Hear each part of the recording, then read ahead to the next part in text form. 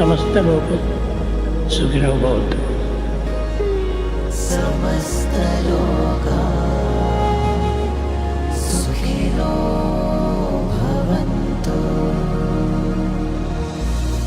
समस्त लोक सुखिनो भवन्तु। समस्त लोका सुखिनो भवन्तु। समस्त लोक सुखिनो भवन्तु। समस्त लोका सुखिनो भवन्तु।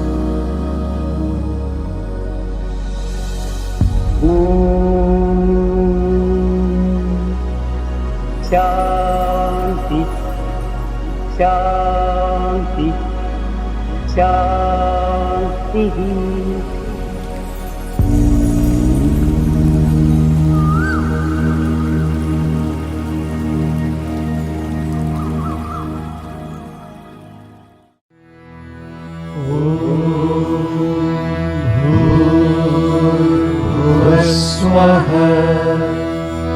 तत्सवितुर्वरेण्यं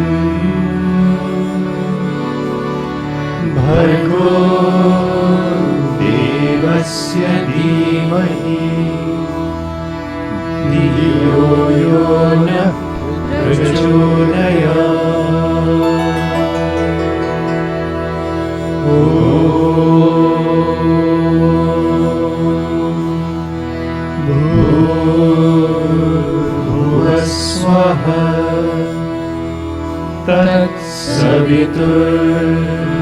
तत्सवितुर्वरेण्यं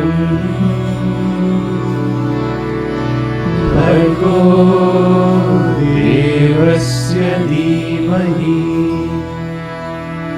धियो यो नः प्रचोदयात्।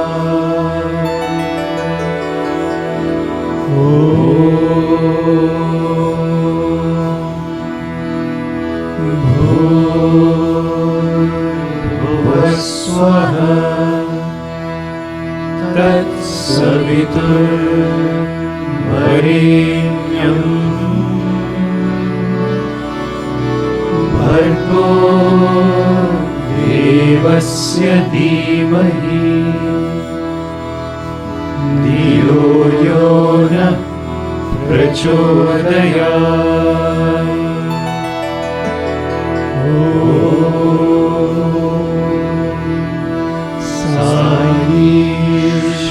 ईश्वराय विद्महे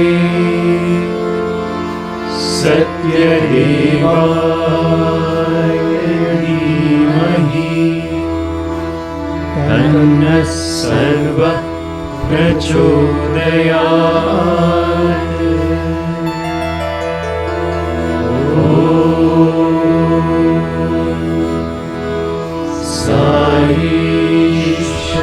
ईश्वराय विद्महे सत्यदेवाय धीमहि तन्नः सर्वः प्रचोदयात्।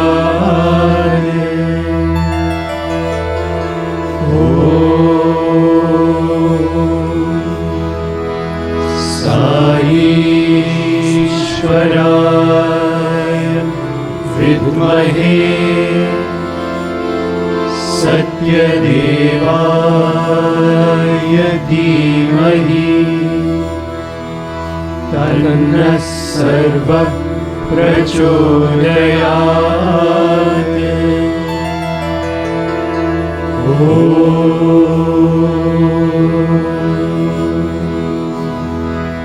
शान्ति शान्ति शान्तिः।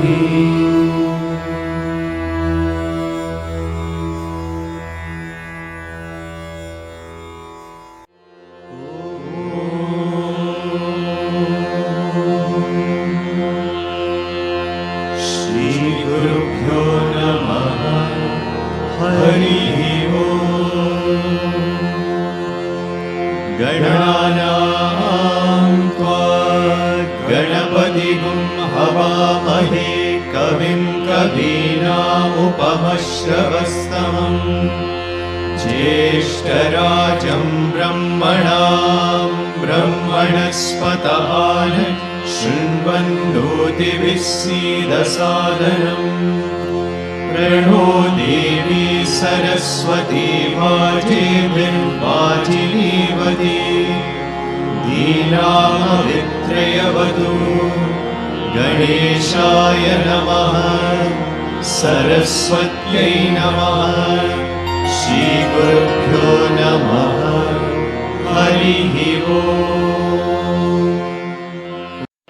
ॐ नमो भगवते रुद्राय ॐ नमस्ते रुद्रमन्यवमुतोर्दैशवे नमः नमस्ते अस्तु धन्वने बाहुभ्यामुदते नमः या तैषु शिवतमा शिवं बभूवते तनुः शिवा शरव्याया तव तया नो रुद्रमृडया या ते रुद्रशिवा तनूरघोरा पापकाशिनी तया नस्तनुभाषन्तमया गिरिशं ताभिजागशीः यामिषुं गिरिशन्तहस्ते विभक्ष्यस्तवे शिवां गिरित्रतां कुरु माहि पुंसि पुरुषं जगत् शिवेन वचसा वागिरिशाच्चावदामसि यदा नः सर्वमिज्जगदयक्ष्मगुं सुमना असत् अद्य वोचदति भक्ता प्रथमो नैव्योऽभिषत् अहीतुश्च सर्वान् जम्बयन् सर्वाश्च यातु नान्यः असौ यस्ताम्रो अरुण उत बभ्रुः सुमङ्गलः ये चेमागुं रुद्रा अवितो दिक्षु श्रुताः सहस्रशो वैशाखुं हेडयीमहे असौ योपसर्पति नीलग्रीवो विलोहितः उतैनं गोपा अदृशन्नदृशन्नुदहार्यः उतैनं विश्वा भूतानि स दृष्टो मृडयादिनः नमो अस्तु नीलग्रीवाय सहस्राक्षाय मीडुषे अतो ये अस्य सत्त्वानोऽहं तेभ्यो करन्नमः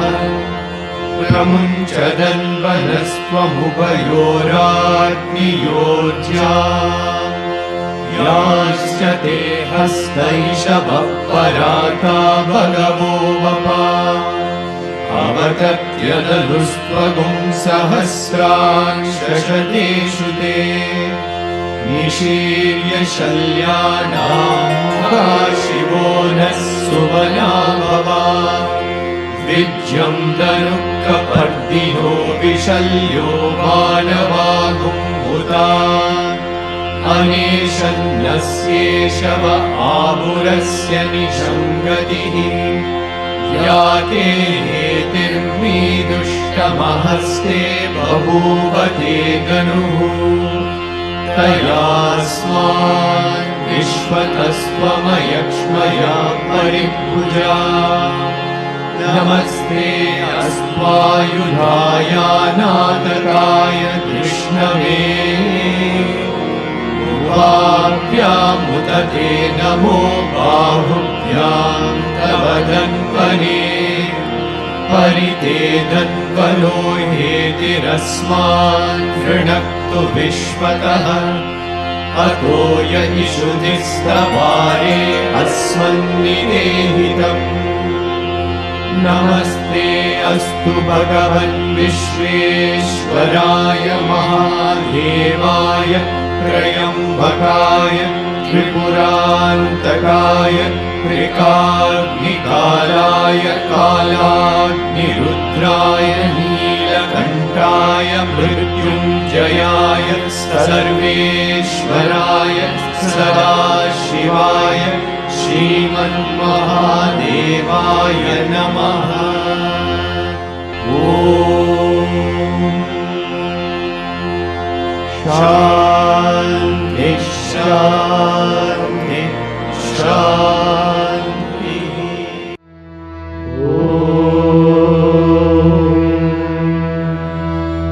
त्र्यम्बकं यजामहे सुगन्धिं पुष्टिवर्धनम् उर्वारुकमिव बन्धनान् मृत्योर्मुक्षीयमामृतात्।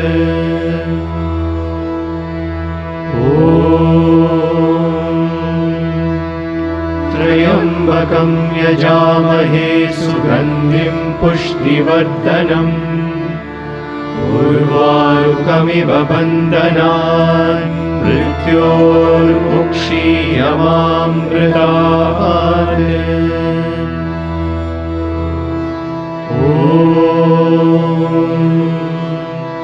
त्र्यम्बकं यजामहे सुगन्धिं पुष्टिवर्धनम् उर्वारुकमिव बन्धनान् मृत्योर्मुक्षीयमामृतात्।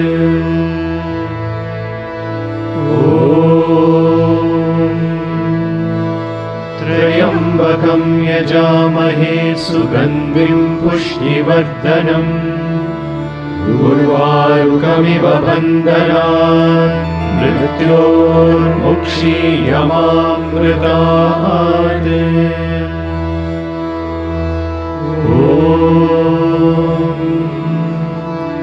त्र्यम्बकं यजामहे सुगन्धिं पुष्टिवर्धनम् उर्वारुकमिव बन्धनान् मृत्योर्मुक्षीयमामृतात्।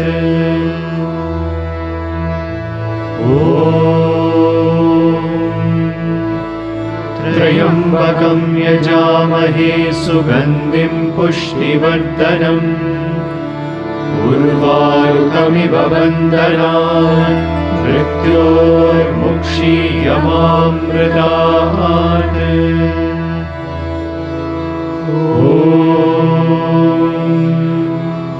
त्र्यम्बकं यजामहे सुगन्धिं पुष्टिवर्धनम् उर्वारुकमिव बन्धनान् मृत्योर्मुक्षीयमामृतात्।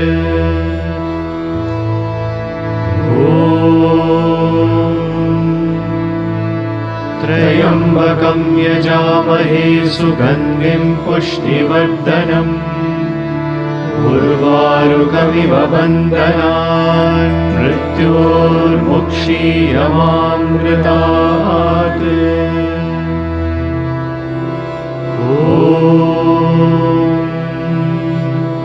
त्र्यम्बकं यजामहे सुगन्धिं पुष्टिवर्धनम् उर्वारुकमिव बन्धनान् मृत्योर्मुक्षीयमामृतात्।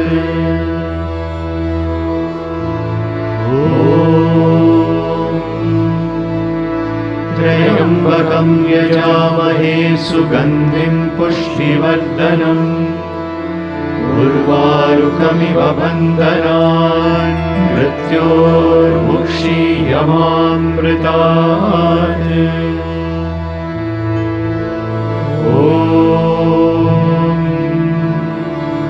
त्र्यम्बकं यजामहे सुगन्धिं पुष्टिवर्धनम् उर्वारुकमिव बन्धनान् मृत्योर्मुक्षीयमामृतात्।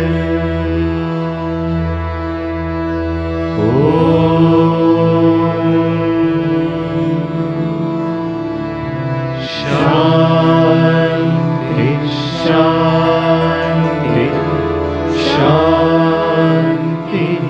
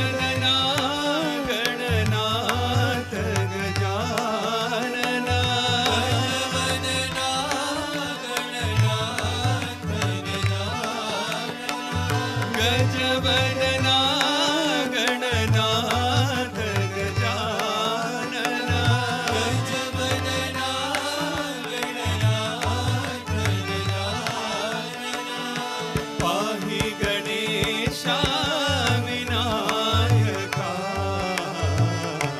पाहि गणेशा विनायका पाहि गणेशा विनायका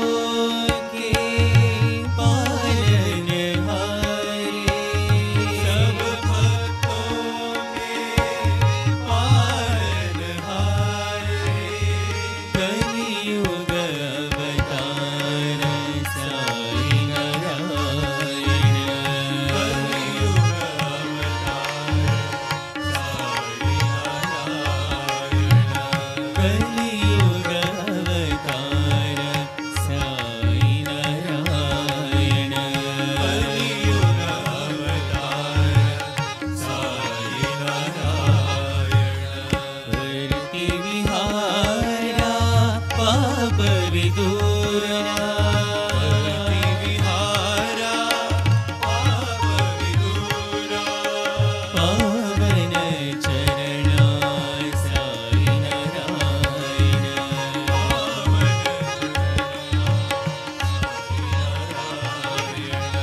अल्लाह तुम हो ईशु तुम हो तुम हो ईशु तुम हो सबके मालिक साई तुम हो सबके मालिक साई बुद्ध ज़ोराष्ट्र नानक तुम हो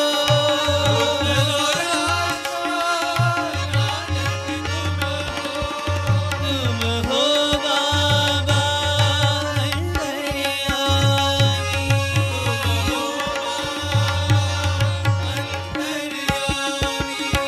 सब भक्तों की पालनहारी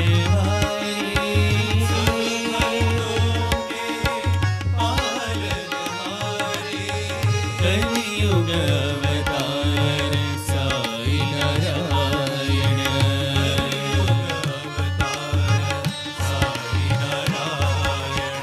कलियुग अवतार साई नारायण कलियुग अवतार साई नारायण करति विहारा पाप विदूरा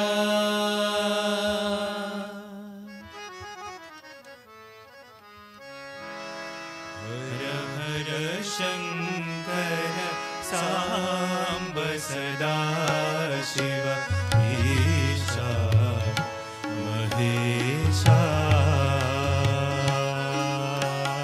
हर हर शंकर सांब सदा शिव ईशा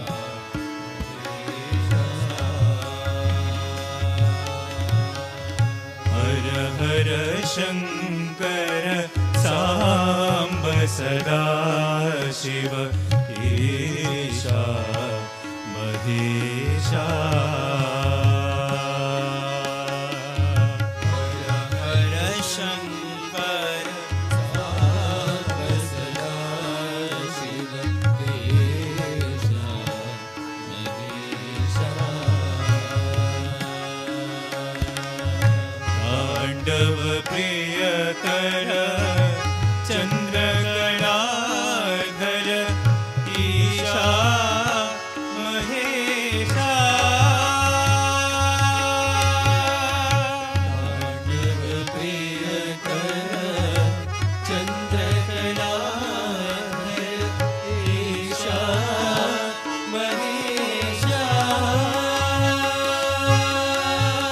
तांडव प्रियकर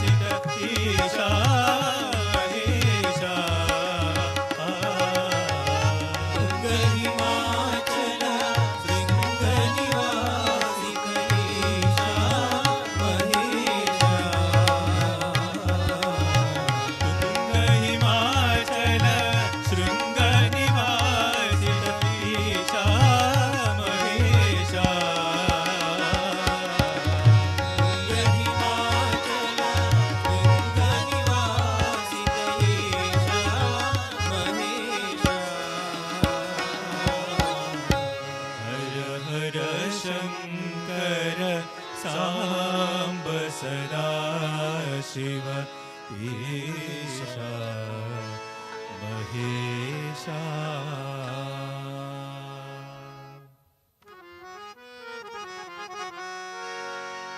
जय गुरुनाथा शिव गुरुनाथा जय गुरुनाथा शिव गुरुनाथा जय गुरुनाथा शिव गुरुनाथा जय गुरुनाथा शिव गुरुनाथा भक्तिपुरी शहरे परमेशा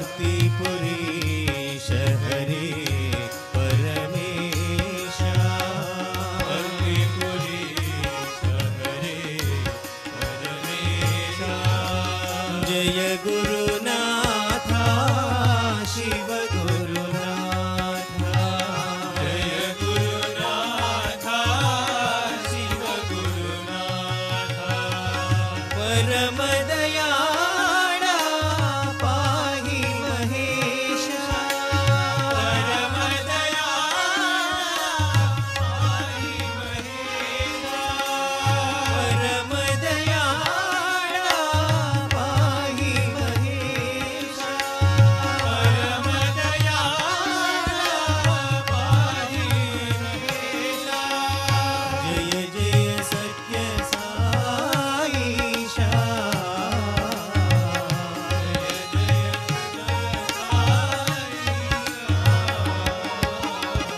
जय जय सत्य साईशा जय जय सत्य साईशा जय गुरुनाथा शिव गुरुनाथा जय गुरुनाथा शिव गुरुनाथा भक्तिपुरी शहरे परमेशा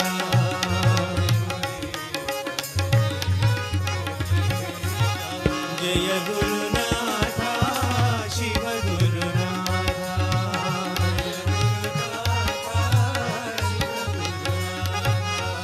परम दयाळा पाहि महेशा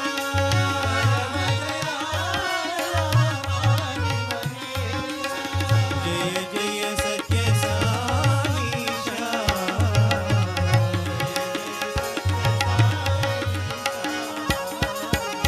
जय जय सत्य साईशा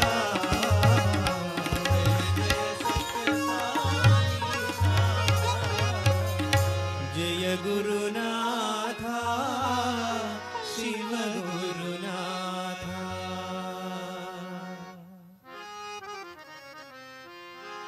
जय देवी दुर्गा गौरी शंकरी पार्वती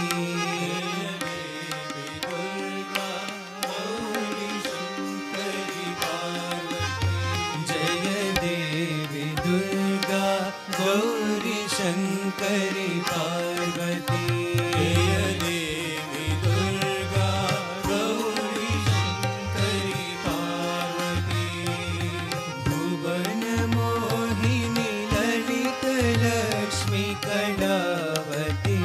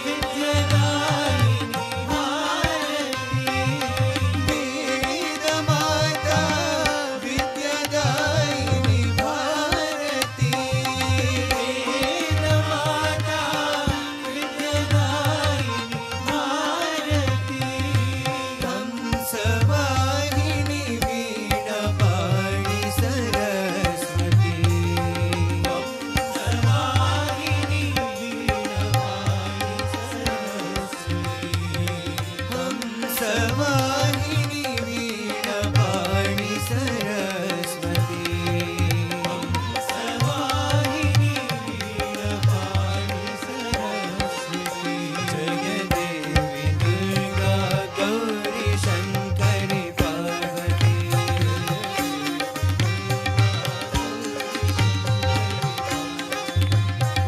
भुवन मोहिनी ललित लक्ष्मी कलावती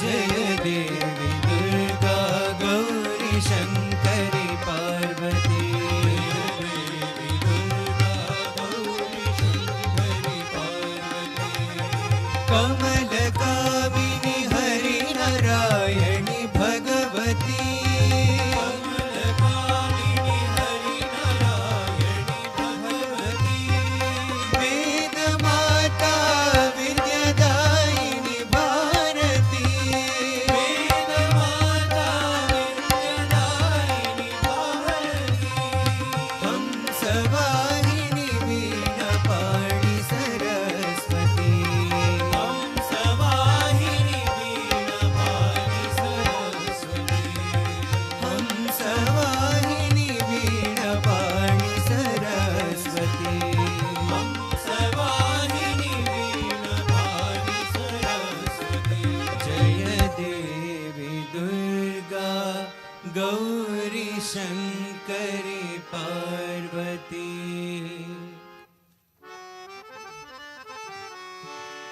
कोदण्ड रामा राघवा जय कल्याण कृष्ण केशवा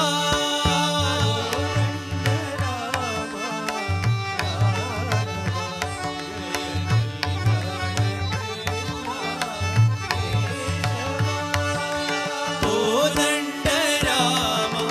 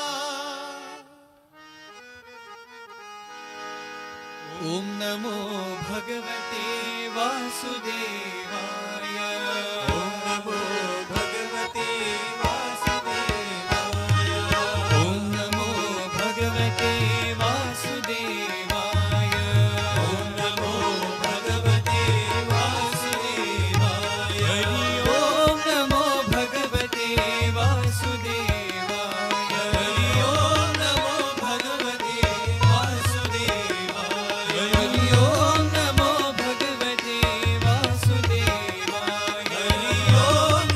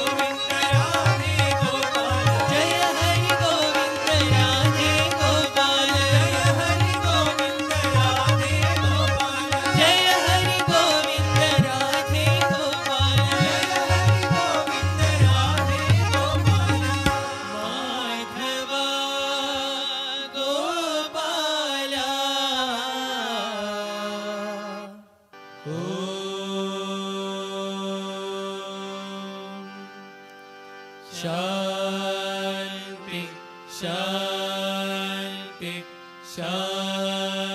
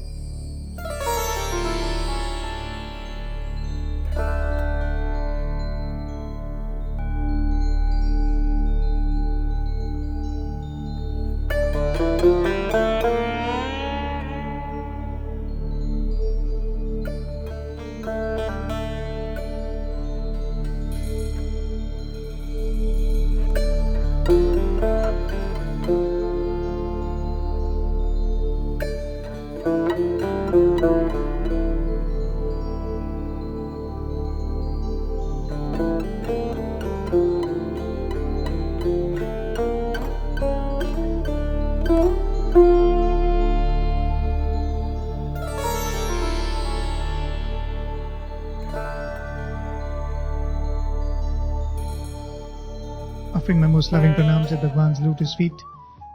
Dear listeners, I welcome you to this week's episode of the Gita series, A Triumph Pilgrimage. We went through 3 verses 3, 4 and 5. Of course, I played the 6th verse. I'll be replaying it today and we'll continue from there. Verse number 3 had multiple interpretations. We went through all of them. We spoke about them in detail. But one of the final ideas that with which I concluded the discussion on verse number 3 was that an arurukshoho munehe, a sadhaka who wants to ascend the peak of being in yoga, arurukshoho munehe yogam. And that's what Krishna said in the 3rd verse. To reach that peak, Krishna says, karma is used as a means. So whatever actions one performs, whatever duty one has to perform, be it in the family, be it in one's work, whatever is expected of one, that karma itself becomes the mean for the one who wants to ascend this peak of yoga. Once he or she reaches there, one becomes a yoga rudha, who has accomplished that state of yoga. Now this person also continues to perform actions, as Krishna has been telling from the 2nd chapter, that a jnani also performs actions even though he or she does not have a necessity to do it. So when one becomes a yoga rudha, one has ascended that peak of yoga. Now this person also continues to perform actions, but shama, or the tranquility or equipoise, becomes the means for the actions that are performed. In the 4th verse, Krishna reiterates the point that he had made about what makes a true yogi.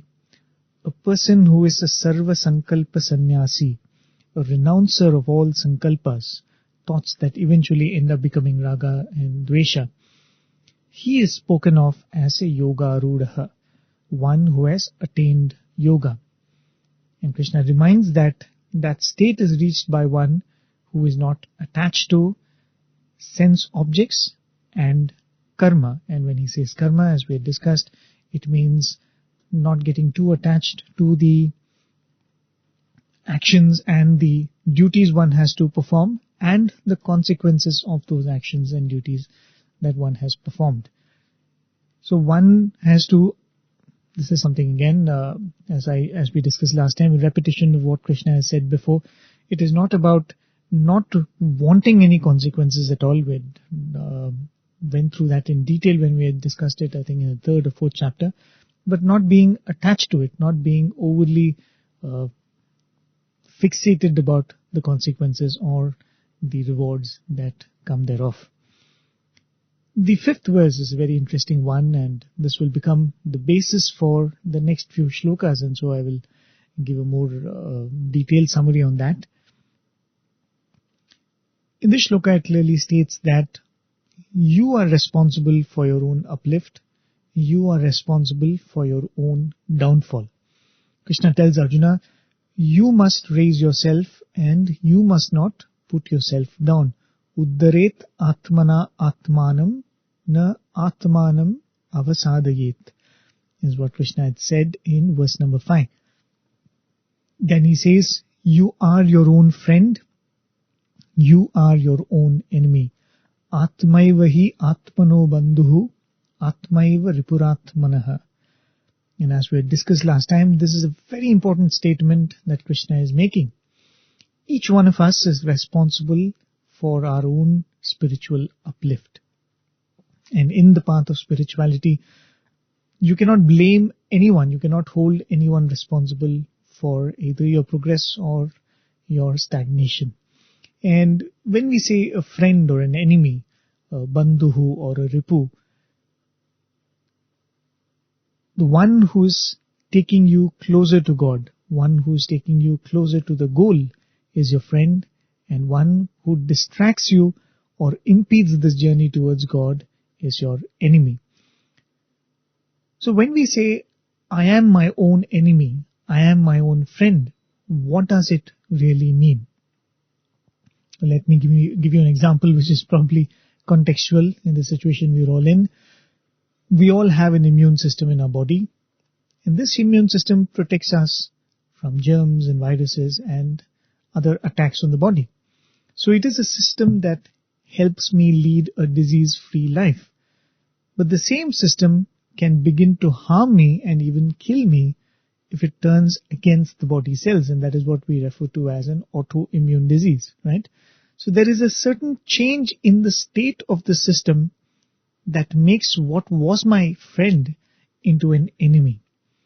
The fact is, either way the immune system is doing what it always does, attacking what it thinks are foreign bodies.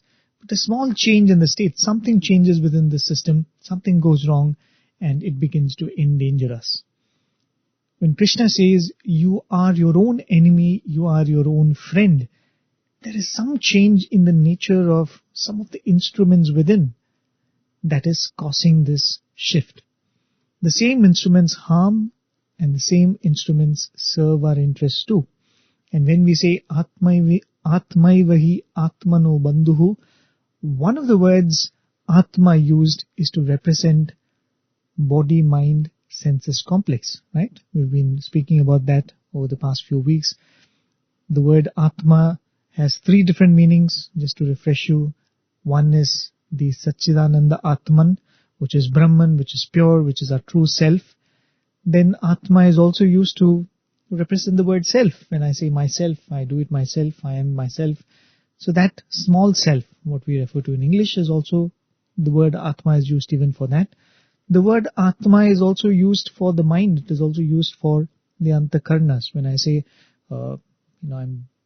I'm contemplating myself, or I am going to control myself, we are referring to the body-mind senses complex. So when I say myself, it is me, the real self, and the body-mind senses complex. So when I say the self causes harm to the self, it cannot be the Atman which is Brahman. As Krishna has said many times before, the Atman is only a witness. It neither acts, nor does it make somebody else act. It's in a state of changelessness, so it doesn't do anything.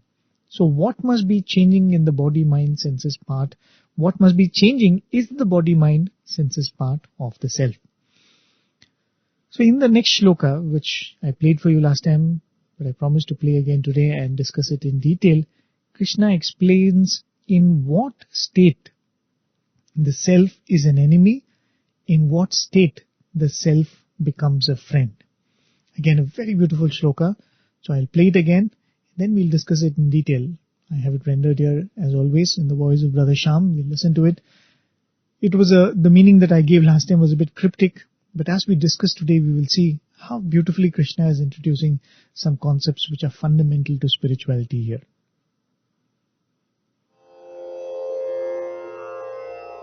बन्धुरात्मात्मनस्तस्य येनात्मैवात्मना जितः अनात्मनस्तु शत्रुत्वे वर्तेतात्मैव शत्रुवत्.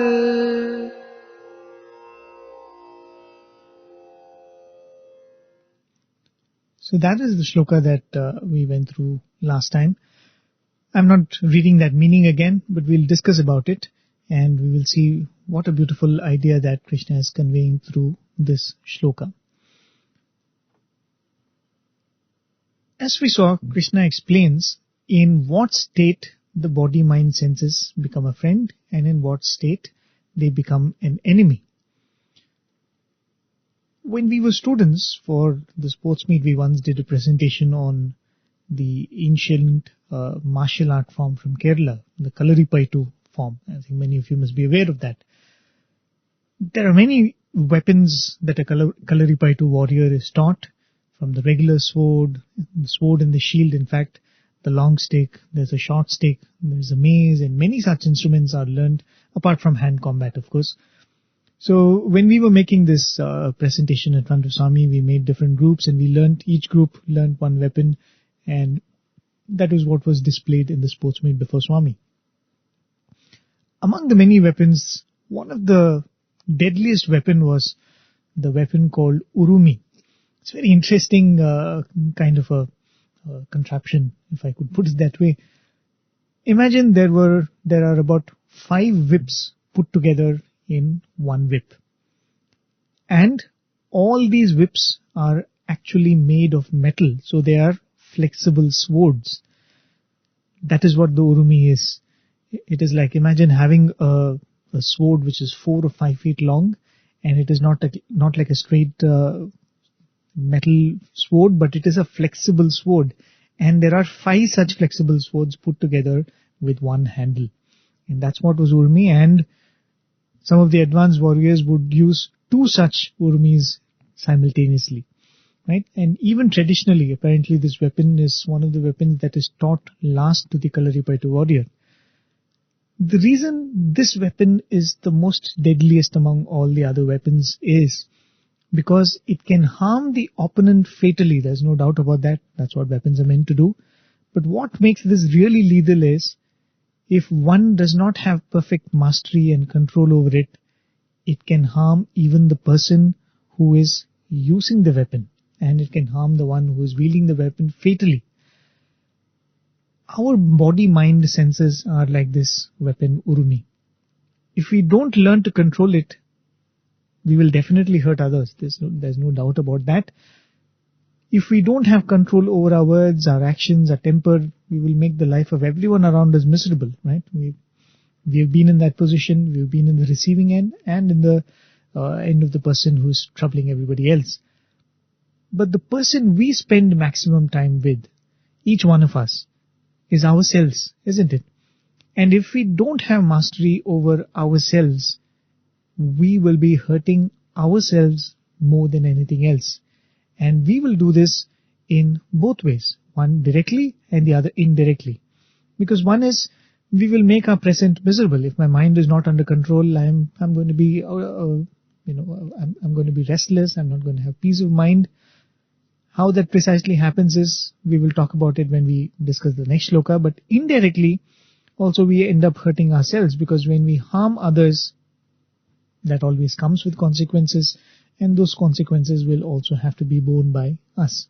So directly and indirectly, we will be hurting ourselves if this body and mind and the senses are not in control. Or you can understand it based on another analogy, the analogy that we often end up giving, that of driving a car. If you have control over it, you will not hurt others, or you will not hurt yourself, and you can use the car to reach the destination.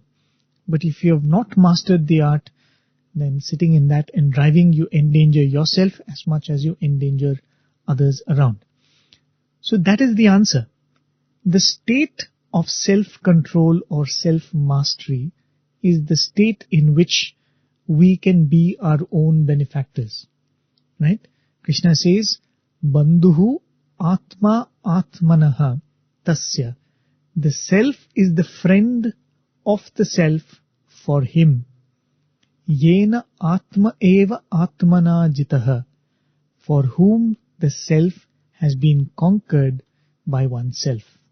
So what is that state of mind state of self, when one becomes a friend to oneself? Bandhuhu Atma Atmanaha Tasya. The self is the friend of the self for whom Yena Atma Eva Atmana Jitaha. For whom the self has been conquered by oneself. When I'm in a state of self-control, when I have I have conquered my body, mind and the senses, I will become my own bandhu, or I will help myself progress towards the ultimate goal. Anatmanaha tu, but one who has not conquered the self, anatmanaha, shatrutve varteta atma eva. The self itself remains in shatrutve. Shatrutva means enmity, right? Shatrutve varteta atma eva. The self itself remains in a state of enmity, shatruvata, like an external enemy. So who is becoming an enemy? Not an external person, not a person from somebody who is coming and attacking us, but we ourselves occupy that state of enmity and become our own enemy if we are an anatmanaha, one who has not conquered the self. So when one is not in control of oneself, then he or she himself stands as an enemy to oneself. So there it is. In the previous shloka, Krishna said, you are your own friend, you are your own foe. Here he describes when you are your own friend, when you are your own foe. If you have self-control, you can be your own friend. If you lack self-control, you become your own nemesis. Wonderful idea this is being conveyed in these two shlokas. Now, what does having self-control have to do with reaching the goal at all?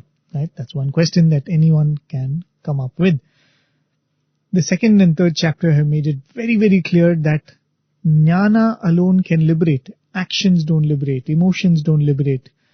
You could be a king, you could be a monk, you could be doing a lot of charity. None of that will remove doership. None of that will give you the ultimate. Jnana alone can completely remove doership. Right? That's what we have seen in the second and third chapter. Krishna has reiterated that so many times. Then why insist on self-control? I'm not able to wake up early in the morning. I can't sit and meditate for 10 minutes. I can't keep going regularly for bhajans. I don't like to lead a disciplined life. But then I read the Upanishads. I listen to spiritual lectures. I'm always speaking about Advaita. I'm always reading about all these esoteric concepts. Why will I not reach the goal? Right? Why is this self-control, self-discipline and self-mastery so important in the spiritual path? When we say self-control, we mean control of the body, the senses and the mind. Right? The knowledge of the self is not going to be in the body or the senses. It is going to be in the mind. The mind is going to have Atma Vidya. So technically speaking, only the mind needs to be in control. But the mind in itself is formless, right? So many times Swami would say this, and he would say it playfully. When you go and tell Swami, how do I control my mind, and how do my mind is troubling me, Swami will say, where is your mind? How can something that does not even have a form trouble you? Or give your mind to me, I'll control it for you. And, where is your mind? How is it troubling you? All of these things Swami would tell to remind us that the mind does not have a form of its own. So to control the mind, there is no direct method. The access point is through the body and the senses. And the senses, in a way, connect the body with the mind. The outer instruments are connected with the inner instruments. When we say inner instruments, it is the antakarnas. So the indriyas are connected to the antakarna. Indriyas are the outer instruments, the karmendriyas and the jnanendriyas. The antakarna are the inner instruments. And the senses are pretty much like the bridge between the inside world and the outside world. And as we have spoken extensively in the third chapter, all karmas is for what we refer to as antakarna shuddhi. The mind is purified through actions that is performed with the body, right? In a certain way, with a certain attitude, and that is what is karma yoga. And that's what Krishna refers to in the third verse of this chapter too. Karma is the means for reaching the peak of yoga. Swami would give this very beautiful analogy, and I might have mentioned it before. In fact, if you go to today's Science Bias quote, Swami mentions this thing. Swami would say, if you have a pot with water and you want the water in that pot to remain still, then you should first ensure that the pot is not shaken, the pot is not moving from one place to the other. So if you want to control the mind, Swami says, first you should steady the body, right? It's a very simple thing that Swami says here. To start controlling the mind, to start steadying the mind, start by steadying the body. In another discourse, Swami had given some very simple tips to control the senses and eventually control the mind. And one of the points was simple stability in the body. Swami said, when you speak to a person, make eye contact. Don't keep shaking your limbs, don't keep fiddling with your fingers, don't keep shaking and twisting and swaying around. Many of us have that habit. So Swami was saying, when you're speaking to somebody, make eye contact, stand still and speak. When you sit steady without constantly changing your position. Then Swami said, when you go to sleep, don't curl up. How these things help in sense and mind control, don't ask me, I really don't know. Swami has said it, so I'm sure it does, right? Swami has given these as tips by which the senses and the mind can be controlled. And you just have to try it out, and you know that it really works. If you have the ability to sit still for some time, I think in many ways Swami taught us all of this. Because when you're sitting in the Mandir for so many hours waiting for Swami to come for darshan, we've seen this. Automatically the mind, to a great extent, starts slowing down, starts stilling when you're able to sit still and sit put in one place. So similarly, Swami has on many occasions given techniques to control the senses. One is to understand that everything should have a limit, right? And that limit should not be when the body gives up. If I were to explain that, let's say when I'm eating something, I must stop before my stomach gives up. My stomach should not start saying that I've had enough, it's hurting, stop. I should be able to decide before that happens.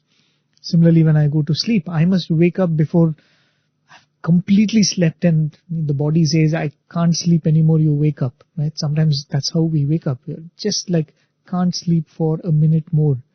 Instead of that, we should be able to wake up before the body says that I've had enough sleep. So leading a disciplined life with limits, Swami says, is one of the ways the senses can be controlled.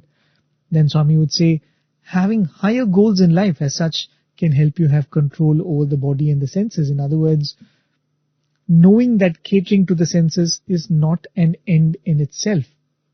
I of course feed my body, but I feed my body not to please my tongue. I feed the body because the body needs nourishment to do the work or do karma, right? Similarly, having a comfortable home is not an end in itself, but it's a way in which the way we live is to live in a comfortable and a clean home helps to lead a healthy life, right? And a healthy life again is needed for higher goals.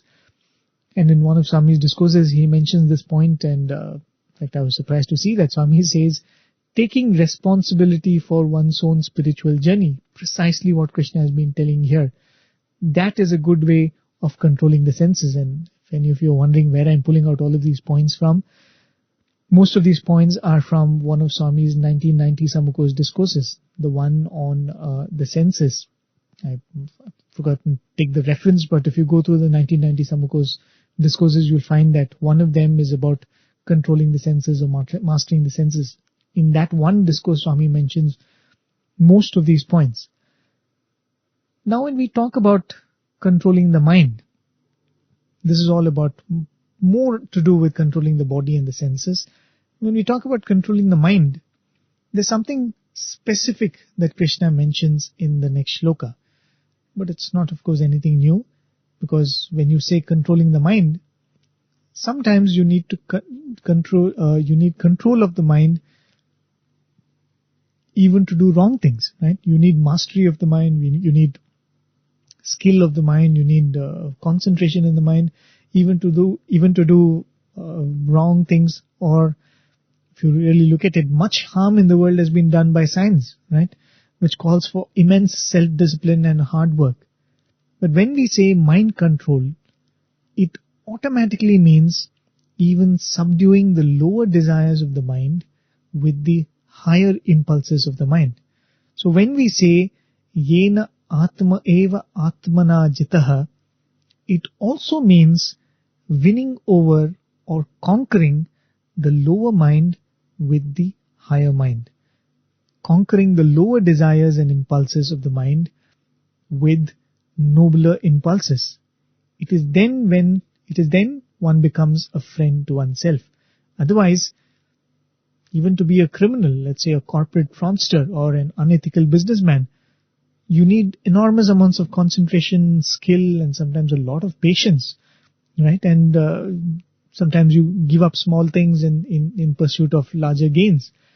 But any such act is done under the influence of the lower basal mind, right? Krishna is not speaking about such mind and sense control.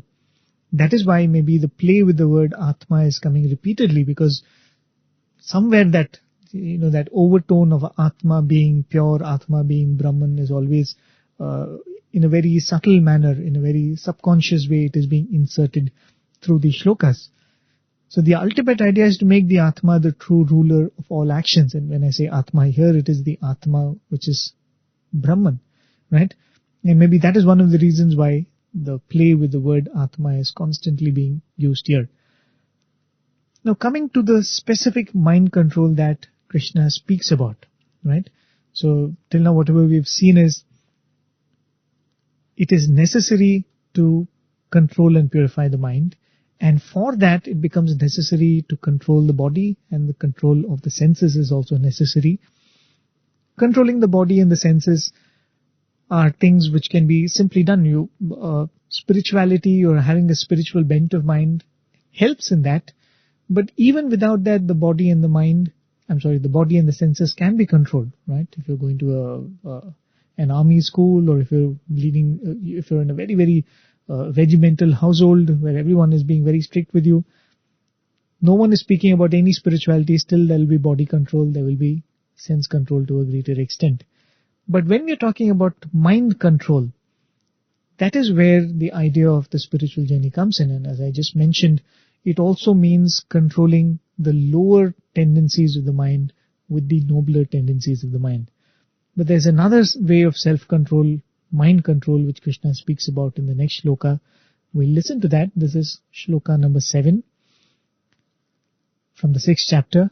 I'll play it for you. I'll give you a brief meaning, and then we will discuss in detail about what Krishna is saying here. जितात्मनः प्रशान्तस्य परमात्मा समाहितः शीतोष्णसुखदुःखेषु तथा मानापमानयोः. The self of him who is self-controlled and has attained peace is equally unmoved by heat or cold, pleasure or pain, honor or dishonor. Now once again, why are we speaking about control? Coming back to that question. I live my life the way I want, but I will read spiritual books.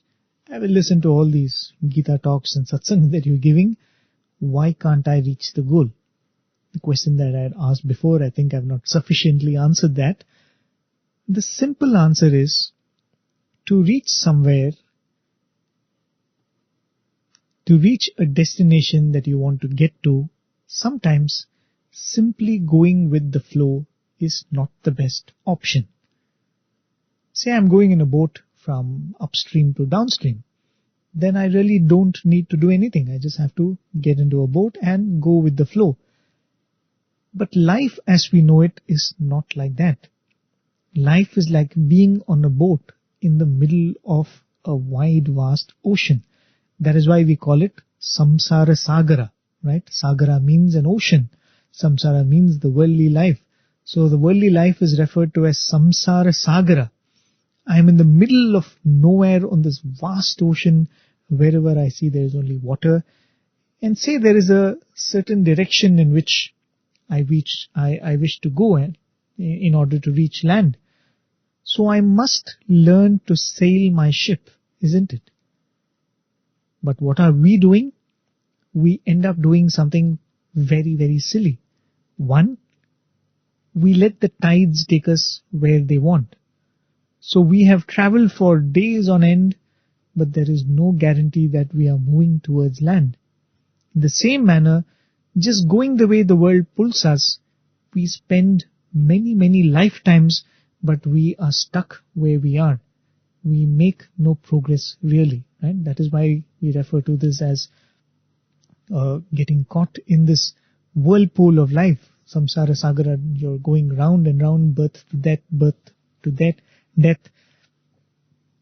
As Adi Shankara said, Punarapi Jannam, Punarapi Maranam, Punarapi Janani, Jatare Shayanam. You're constantly going through the cycle of being born, entering a womb and living a life and dying. No progress is made because we are going with the flow and the tide probably is going around in circles. What is the next stupid thing that we do? When in the middle of the sea, sometimes the waters are calm. Sometimes the waters are rough. Sometimes the waves throw us up. Sometimes there is a low tide and everything is calm probably. But sitting in the boat, we want only calm waters.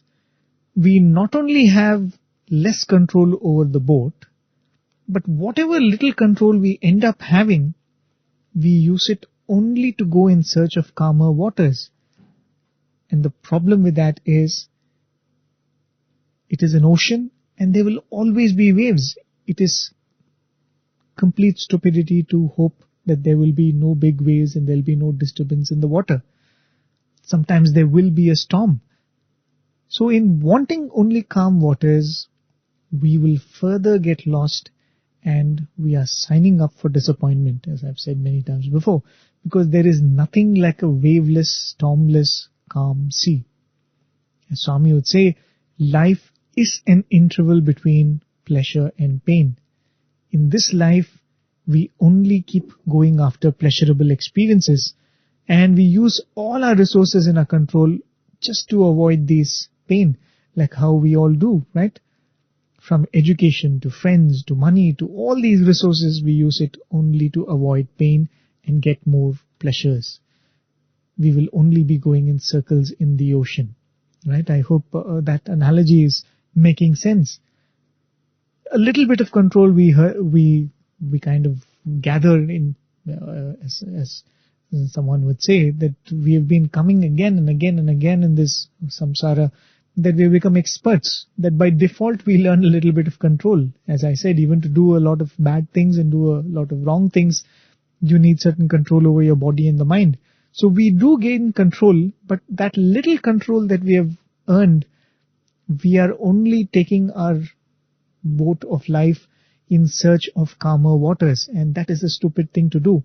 Because if you have a certain direction to go in, if you have a certain place to reach, the land is in a certain direction, you will have to go in the direction. But if you're using all your control only to search for calmer waters, probably the tide is going to keep you occupied and taking you around in circles, right? The same way we are doing it in real life too. We've earned a little bit of control. Anything, if you've gone through schooling for 12 years and you've been in a college and you've got your education, or you're doing business, or in fact, even if you're running a household as a mother or a father, you certainly have a certain amount of discipline. You certainly have a certain amount of skill in marshalling your body and your mind. But you use it only in search of, I don't want problems in my life. I want to secure myself from the ups and downs of life. So we are getting caught in this samsara sagara. We are not moving towards the land, moving towards liberation, but we are going around in circles. So what is it that we must do? Firstly, as Swami says, accept that the world has happiness and sadness. This is the first step. Anityam asukam loke. Swami would say the first step is acknowledging, accepting that yes, the world will have ups and downs, to be mentally prepared for it. Secondly, you must learn to maintain the balance of the boat when the boat is being hit by waves, right? Going back to the analogy of trying to sail through the ocean. So if I want to learn that, the best way to learn that is when the waves are hitting the boat, right? How will I learn to maintain balance when being hit by waves if there are no waves around? Because when the waves hit the boat, that is the opportunity I have to learn balance, right? If you see, for instance, if you see these surfers who are very good at, I don't even know the terminologies which goes with that. You have a surfing board and people go through the waves, and it's a very beautiful scene to look at. If you look at these surfers, they probably might learn how to maintain their balance on the surfing board in waters that are calm. But then they go in search of big waves because that is the best way to learn. In the same way, we will look at difficult situations in life as an opportunity to practice and learn balance. So the first step is we will acknowledge that life is full of ups and downs. But when there is a challenge that is approaching us, we will look at it as an opportunity. Can I take this opportunity to learn balance, or can I take this opportunity to test how much balance I have already learned? And when we slowly start becoming a master, then we will learn the art of riding the wave. You will let the same harsh waves that unsettled you sometime back now carry you closer to your destination. The same failures, the same successes, the same disasters, the same sorrows, the same fame, setbacks will now help you move closer to your goal.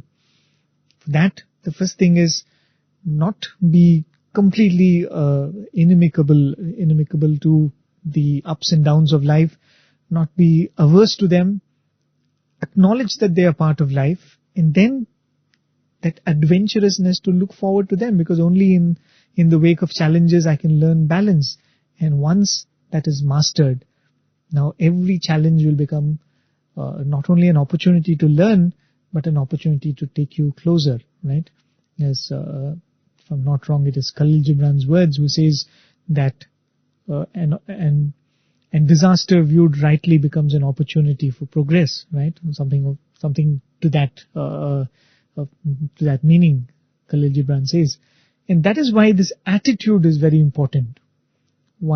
It's a very important one when we speak of mastering the mind. The mental attitude of equanimity. Krishna has mentioned it so many times already. We are not even halfway through the Bhagavad Gita and Krishna has mentioned it so many times. And this is not going to be the last time we're going to hear Krishna speak about equanimity either. So Krishna speaks of that as being a friendly state of the mind, right? When we said that there is a state of mind which becomes a friend, there is a state of mind which becomes an enemy. So that friendly state of the mind Krishna speaks of in this shloka as jitatmanaha, of the self-controlled, prashantasya, of the peaceful, paramatma, the supreme self, samahitaha, balanced. The last two words can be interpreted in different ways. Two different interpretations are often given, and I think both convey a very interesting meaning. Till now the word Atma was used to connote self, right? The self, which means body, mind, complex, or whatever I refer to as myself. If you come and ask me who are you, I'm going to tell you my name. However much I've read the Bhagavad Gita, I have not yet come to the state where I tell you I'm Atman, I'm Brahman, right? So that self is what we are referring to as Atma. But here Krishna specifies as Paramatma. He says, Jitatmanaha prashantasya paramatma samahitaha. So he says Paramatma, the supreme self. So one of the ways of looking at this statement is, for a Jitatma, one who has conquered oneself, one who has won this battle with oneself, one who has become peaceful, prashantasya, paramatma samahitaha. The word samahitaha can also be translated as established. So in the case of such a person, the self is established as the Paramatma. The Atma that we were talking about till now as the body-mind complex, as the personality, that Atma is established as Paramatma. Right? That is one of the interpretations, and that makes absolute sense, because that is one of the goals of the spiritual process. From our idea of ourselves, we marshal ourselves, and this true idea of the self is established. That's the whole goal of this spiritual journey. The other way of explaining this involves splitting the words slightly differently and translating samahitaha to mean composure or tranquility. That's also one of the meanings of the word. So now the statement is jitatmanaha prashantasya atma param samahitaha. So instead of paramatma, the param is attached to samahitaha. The one who has conquered oneself and is peaceful, his self attains supreme composure. So this statement or this interpretation is also valid when you say param samahitaha. It is a composure that cannot be challenged by ups and downs in life. And Krishna mentions those ups and downs in the next line. He says, Shitoshna sukha dukkeshu, in cold and heat, pleasure and pain, tatha, as also mana apamana yoho, in honor and dishonor. Shitoshna sukha dukkeshu. This is a repetition of what Krishna had mentioned, I think, way back in the 2nd chapter. At that time, I discussed how pleasure and pain, sorrow and happiness must be treated like shitoshnaha, which means cold and heat. Repeating what I had said then, Swami would say, when the weather is cold, you wear an extra layer of clothing. When the weather is warm, you wear thinner clothes. You don't brood over that change. You just live with it. You find ways of adapting to that. So in the same manner, you acknowledge that in this ocean, there will be calm waters and there will be rough waters. You accept it and you find ways of maintaining your balance. Samahitaha. You find ways to be in that balance no matter whether the waters are rough or calm. The next pair of opposites is a little more tougher to deal with. Krishna says, mana apamana yoho. Maintaining balance in good and bad name. Why is that tougher? Because for a good part of our life, the pursuit of a good name in society is what is used to gain this self-control over oneself. When we were in school, we were never told, don't bother about getting a good name, don't bother about what others think of you, don't bother about what your teachers say about you. No, in fact, we were told, get a good name, right? And that mandate given to us by our parents is what makes us disciplined children. In fact, Swami himself would tell this to his students, I am not interested in marks, ensure that you don't get bad remarks. Or when we were graduating, Swami would invariably tell the graduating batch, get a good name for yourself, get a good name for your parents, get a good name for Swami and the institution. So in trying to maintain a good reputation in society, we end up becoming a jitatmanaha, or one who has self-control. But at one point, after a certain point in the journey, you don't need other people's validation as a tool to be good. You must transcend that need for name and fame also, and that is what Krishna is mentioning here. And that is sometimes not very easy, right? The mind calls for a separate training to view mana and apamana as the same. But it is a very, very essential training of the mind. The reason why this is very essential in the spiritual path is because when say people attack you, when people praise you, when people ridicule or celebrate you, what are they remarking about? The remark is always only about the body, mind, senses complex, isn't it? Not who you really are. Let us say at the end of this program you come and tell me, that I spoke really well, your presentation was very good, the explanation that you gave was very good. What are you doing? You're praising the mind. You probably are praising my karmendriyas of speech. Maybe you're praising my buddhi, my memory possibly. Or let us say you come and tell me at the end of the show that your show was quite horrible. Again, you're critiquing either my way of talking, the lack of clarity in thought, which is not who I really am. All of this is in the body, is in the senses, is in the mind, is in the instruments that I hold, not in the real self that I am, isn't it? So whether it is praise or ridicule, it is only addressed to the body-mind complex. Though trying to earn a good name helps in controlling this body-mind complex, that's what Krishna has been speaking about. Atma eva atmana jitaha. But eventually, we are to transcend this body and mind, isn't it? And for that, seeing as same both appreciation and criticism, good and bad name, becomes a very, very important step. But for this, merely control and discipline is not enough. The next more important step becomes very critical, and Krishna continues the explanation in the next shloka. We'll listen to shloka number 8. We'll discuss as much as we can, and the remaining, if there is any, we'll continue it for the next week. So first we'll listen to shloka number 8. I'll give you a brief meaning, and then we'll discuss and conclude with that. ज्ञान विज्ञान तृप्तात्मा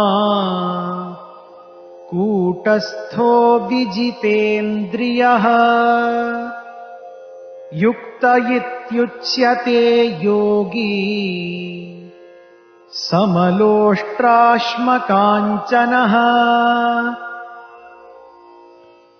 One whose mind is satisfied with knowledge and realization, who is unmoved, who has his organs under control, is said to be self-absorbed. The yogi treats equally a lump of earth, a stone, and gold. So that is the 8th verse. So now Krishna starts speaking about a jnani. Till now it was about being a master of oneself, and by being a master of oneself, you become your own friend in the path. It's something like rock climbing, right? You have to lift yourself with your own might. Nobody is going to come and help you with that. This is a process that prepares the mind. What we are referring to as body control, self-control, discipline, and all of that is what prepares the mind. As we have discussed many times before, all these are preparatory steps of the mind which enables it to be ready to receive that jnana. And as the Brahma Sutras very beautifully declare, atatho brahma jignasa. After all this, then one is prepared for the real pursuit of Brahman or Brahma jignasa. And that Brahman is attained only through knowledge, something that I alluded to some time back. Krishna speaks about that here, but he has a very interesting element. But before that, he again mentions the quality of self-mastery. He says, Vijitendriyaha, who has conquered the senses, Kutastaha, who is unshaken, which means, that's why I said this is a reference to the jnani. The jnani has mastered the senses, and he is in a state where he is established in that. He is going to be unshaken in that state. He or she is perfectly a master of that state. I think some of us we have mastery of the mind. Today we have it, tomorrow we are not too sure, right? When we say kutastaha vijitendriyaha, it means one who is unshaken in that state of being a master of oneself. And then Krishna says, or this is how the verse starts actually, jnana vijnana triptatma, one who is satisfied with jnana and vijnana. Triptatma means a person who is self-satisfied, who is self-contained, who does not need anything to be happy, or is not, this is something which, a terminology or a concept which is used many times even before by Krishna to explain the state of a jnani, right? There's nothing to achieve, there's nothing to accomplish. So triptatma. But this tripti, or this self-satisfaction, how does it come? Jnana vijnana triptatma. That tripti is coming from jnana and vijnana. This usage is very important when Krishna says jnana and vijnana. What is vijnana? The interesting thing is, till now we've spoken about jnana and we always have praised jnana. In fact, I think the 5th chapter and the 4th chapter had verses which were speaking in glowing terms about jnana. But interestingly, apparently, when you use jnana vijnana together, vijnana sometimes is spoken of as being a little higher than jnana itself. Jnana, when spoken of alone, is whatever we have been speaking about, the knowledge that one is the supreme. But jnana vijnana, when you say, jnana is knowledge, but vijnana is actually a step which is higher than knowledge, so to say. What is that vijnana? Jnana is the knowledge that oneself is the supreme. And one of the ways in which Adi Shankara himself describes it is, it is a knowledge that is given to you from the scriptures. The Guru tells you, or you read it in the Upanishads, or through the process of listening or receiving from the masters, you have got this knowledge that you are not the body, you are not the senses. But vijnana, Adi Shankara says, is when through the process of Shravana, Manana and Nididhyasana, this knowledge becomes a part of yourself. So vijnana is spoken of as a state where this jnana becomes an experience of your own and you are living it in your own unique way sometimes, right? That's why Krishna had said, once one becomes a jnani, after that, whether one becomes a monk or whether one remains like Janaka, a king, that's completely up to that individual, right? The options available for a jnani are plenty, right? So jnana and vijnana is that. Jnana is that knowledge that we've been speaking about. Vijnana is when that jnana becomes a practical manifestation in that person's life. In fact, there is a very beautiful quote. I don't recall in which of the episodes, but in one of the afternoon satsangs we had referred to this quote. These are words of Ramakrishna Paramhamsa, where he speaks about jnana and vijnana. I'll just read out this quote for you, and we will discuss a little about what are these two, how are these two different. He says, and I quote, "The jnani gives up his identification with worldly things, discriminating not this, neti, neti. Only then can he realize Brahman. It is like reaching the roof of a house by leaving the steps one by one. But the vijnani, who is more intimately acquainted with Brahman, realizes something more. The vijnani realizes that the steps are made of the same material as the roof, bricks, lime and brick dust. That which is intuitively realized as Brahman through the eliminating process of neti neti is then found to have become the universe and all its living beings. The vijnani sees that the reality which is nirguna without attributes is also saguna with attributes." End of quote. A very, very beautiful concept or way by which this is described, right? We have always spoken of this process of neti neti, and that's what they say. When you ask this question of who am I, you move from the idea that I am this body, you move from that idea to I am not this mind, I am not this senses, I am not this personality, I am not the jiva which has traveled through many bodies and many personalities. You go on saying I am not this, neti, neti, neti, and you eventually you remove all anatma and you finally reach that understanding of the Atma. That is jnana, right? But wonderfully and very beautifully Ramakrishna Paramahamsa explains, but once that experience has been attained, the vijnani is one who says that not this becomes not only this, which means everything now becomes the same God, right? Just like how, when we're talking about the spiritual process, we say that from being a worldly person to being a jignasa to becoming a karma yogi to becoming a jnani, right? So you are discarding each one of those steps. That's what he beautifully described about scaling the steps, going from one step to the other. You are discarding one step behind saying that I don't want to be a worldly person, I want to be a karma yogi, I'm not just a karma yogi, I become a jnani. But once you reach that state, once it becomes an experience, you look back and say, the worldly person is also God.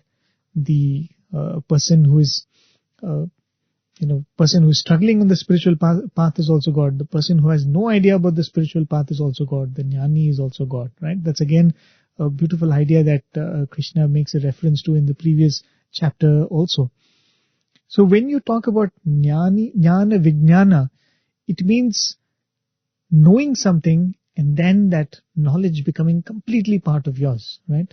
And specifically Krishna mentions this jnana vijnana because, as I said, at this point he's speaking about somebody who has transcended that self-control. Now I've got complete control over my body and the senses, but the goal will not be reached unless one becomes a jnana vijnana triptatma. One is self-contained, right? Without self-satisfaction. That's why Swami would often say that self-confidence, then you have self-satisfaction, and self-satisfaction leads to self-sacrifice, and then eventually have self-realization. Self-satisfaction is what leads you to self-sacrifice. When you are satisfied, you let go of all the sense objects, you let go of all mana and apamana, as Krishna said in the previous one, right? So, very, very beautiful way, very gradually Krishna speaks about what it takes to reach that goal, in the sense, first he says, take responsibility, don't blame anybody else. You are your own friend, you are your own enemy. And then he says, when is it that you're your friend, when is it that you're your enemy? When you have control over yourself, you become your friend. What is that control over yourself? He says, first have control over the body, have control over the senses, then have control over the mind. And in control of the mind, there are different levels. You have higher goals, lower goals, both of that is in the mind. Let the higher goals master the lower nature of the mind. And then he says, you push your limits to the point where you look at mana and apamana, good name, bad name, ridicule, criticism and praise and applause and accolades, everything as being equal. That calls for a little stepping up of this process. And then he says, eventually, jnana vijnana triptatma. Then you strive for the satisfaction that is born out of this knowledge that you're already complete. And that becomes a practice, right? And that is the thing which Krishna mentions in the first line of this particular shloka. And then, of course, he says, such a person becomes a yukta. Yukta is one who has already reached that state. Ityuchyate yogi. Such a person is referred to as a yogi, as a person who has scaled that peak and reached that state of yoga. And he says, very beautifully, he says, Samaloshtashma kanchanaha, one to whom a lump of earth, a stone and gold are all the same, right? The way one looks at the material, and that's what I said of the nature of a vijnana, right? A vijnani looks at all of these things as being equally part and parcel of that Brahman, and nothing is more precious than the other, nothing is less valuable than the other. That state of equanimity. Probably we'll end with this, we'll conclude here, dear listeners. When I come back next week, maybe I'll take it off from here, we'll speak a little more of the shloka and then take it on from there. So this is the 8th shloka. We went through 6, 7 and 8 here. I most humbly offer this effort at Swami's lotus feet. Do join me again next week for the resumption of this, for the Gita pilgrimage that we've been going through for these many, many months.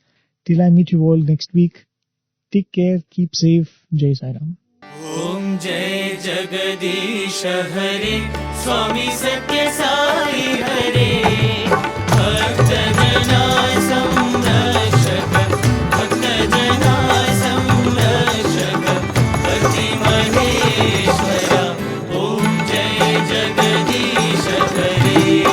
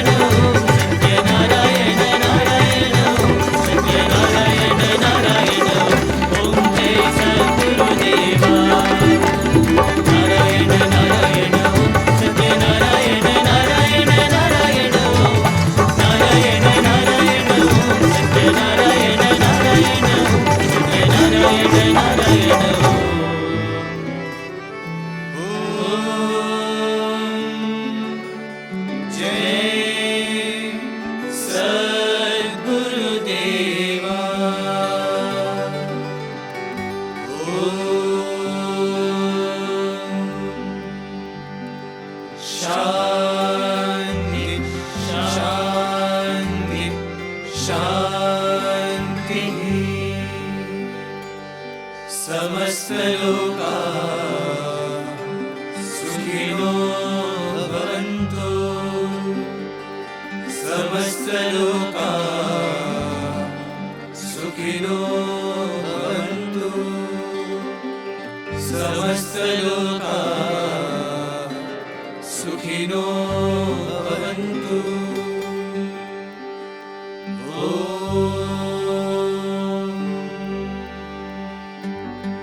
शांति शांति शांति।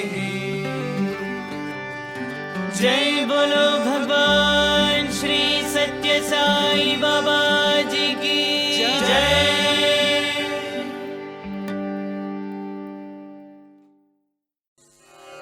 ॐ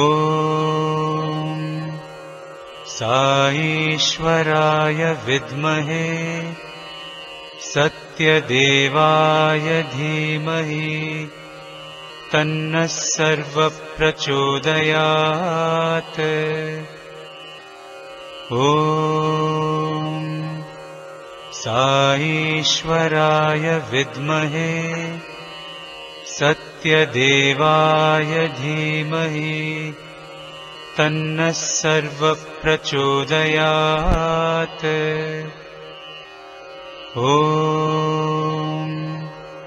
साईश्वराय विद्महे सत्यदेवाय धीमहि तन्नः सर्वप्रचोदयात्। ॐ साईश्वराय विद्महे सत्यदेवाय धीमहि तन्नः सर्वप्रचोदयात्। ॐ साईश्वराय विद्महे सत्यदेवाय धीमहि तन्नः सर्वप्रचोदयात्। ॐ साईश्वराय विद्महे सत्यदेवाय धीमहि तन्नः सर्वप्रचोदयात्। ॐ साईश्वराय विद्महे सत्यदेवाय धीमहि तन्नः सर्वप्रचोदयात्। ॐ साईश्वराय विद्महे सत्यदेवाय धीमहि तन्नः सर्वप्रचोदयात्। ॐ साईश्वराय विद्महे सत्यदेवाय धीमहि तन्नः सर्वप्रचोदयात्। ॐ